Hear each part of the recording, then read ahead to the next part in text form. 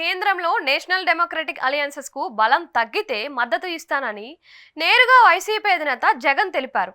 Steel plant కార్మికులతో సమావేశం అయినప్పుడు ఎన్డీఏకు మెజార్టీ రాకపోతే తాను మద్దతు ఇచ్చి స్టీల్ ప్లాంట్ ప్రైవేటీకరణ చేయకుండా హామీ తీసుకుంటానని అన్నారు. ఎన్డీఏకు మెజార్టీ తగ్గుతుందా లేదా, జగన్మోహన్ రెడ్డి పార్టీకి మద్దతు ఇచ్చేంత సీట్లు వస్తాయా లేదా అన్న విషయం పక్కన పెడితే మద్దతు ఇస్తామన్న ఓ స్ట్రాటజీని మాత్రం బయటపెట్టారు. ఆయన ఆలోచనలో ఇండియా కూటమి లేదు, మూడో కూటమి అనే ఆలోచన కూడా లేదు, తటస్థమన్న ఆలోచన కూడా లేదు. అవసరమైతే ఎన్డీఏకే మద్దతు అని చెప్పారని అనుకోవచ్చు. వైసీపీ కీలక నేత మంత్రి అంబటి రాంబాబు కూడా ఓ టీవీ ఛానల్ చర్చలో అదే మాట్లాడారు. అంటే వైసీపీలో ఎన్నికల తర్వాత కూడా ఎన్డీఏకే మద్దతు అన్న ఒక స్ట్రాటజిక్ నిర్ణయం అని అర్థమవుతుంది. అదే కూటమిలో తాను పోరాడుతున్న టీడీపీ జనసేన ఉన్నప్పటికీ జగన్కి మద్దతు ఇవ్వాలని ఎందుకు అనుకుంటున్నారు?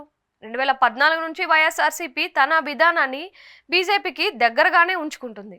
ఎప్పుడూ ఆ పార్టీకి వ్యతిరేకంగా వ్యవహరించలేదు. 2014లో కూడా ఇప్పుడు కూటమి కట్టినట్లే అప్పుడు కూడా టీడీపీ, బీజేపీ, జనసేన కూడా కూటమి కట్టాయి, విజయం సాధించాయి. జనసేన పార్టీ ఎన్నికల్లో పోటీ చేయడం లేదు, కానీ పవన్ కళ్యాణ్ విస్తృతంగా ప్రచారం చేశారు. ఇప్పుడు జనసేన పార్టీ కూడా బరిలో ఉంది. వైఎస్ఆర్సీపీపై తీవ్రమైన విమర్శలతో విరుచుకుపడుతున్నారు. 2014లో అప్పట్లో వైసీపీ ఎలాంటి అధికారం అనుభవించలేదు, అందుకే ఆ పార్టీపై ఇప్పుడు చూపిస్తున్నంత వ్యతిరేకత చూపించలేదు.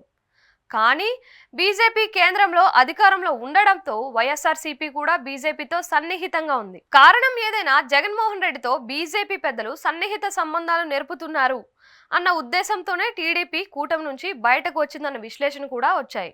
కానీ వైఎస్ఆర్సీపీ కూటమిలో చేరే రాజకీయ పరిస్థితులు లేవు. గత ఎన్నికల సమయంలో విడివిడిగా పోటీ చేసిన పార్టీలు ఇప్పుడు కలిసిపోయాయి. విడివిడిగా పోటీ చేసినప్పుడు బీజేపీ వైఎస్ఆర్సీపీకి సహకరించింది అన్న అభిప్రాయాలు గట్టిగానే ఉన్నాయి. రాష్ట్రంలో ఎలాంటి రాజకీయాలు ఉన్నా కేంద్రంలో మాత్రం వైఎస్ఆర్సీపీ బీజేపీకి నేరుగా సహకరించింది.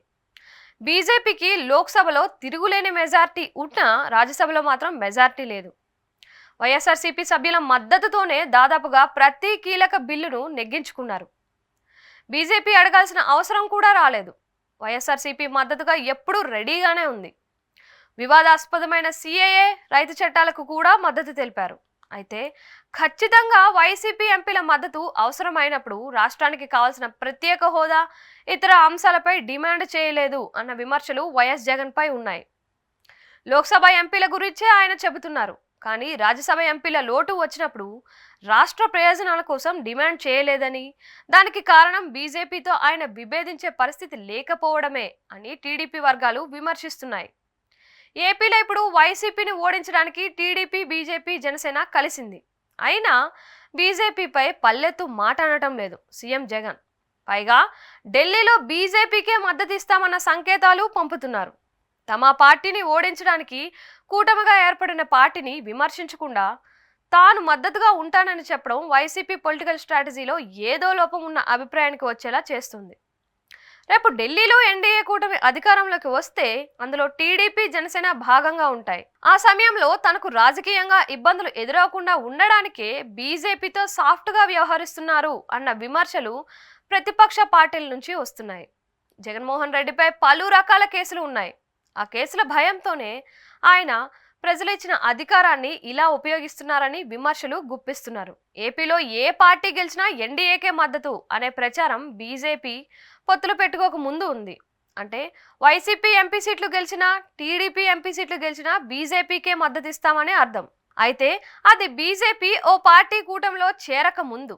ఇప్పుడు టీడీపీ, జనసేన, బీజేపీ ఓ కూటమిగా ఏర్పడ్డాయి. మరి వైసీపీ వ్యతిరేకం అవ్వాలి కానీ కాలేదని చెబుతుంటే అర్థం ఏంటి? అంటే ప్రజలు కూడా అలా అయితే ఎన్డీఏ కూటమికే ఓటు వేయొచ్చు కదా అనే ఆలోచనకు వచ్చే అవకాశం ఉంది. ఇలాంటి ప్రమాదం ఉన్న జగన్ తాను ఎన్డీఏ కూటమి వైపే ఉంటానని సంకేతాలు పంపుతున్నారు. ఇది రాజకీయంగా వైఎస్ఆర్సీపీకి మేలు చేస్తుందా లేదా అన్నది ఎన్నికల ఫలితాల తర్వాతే తేలుతుంది.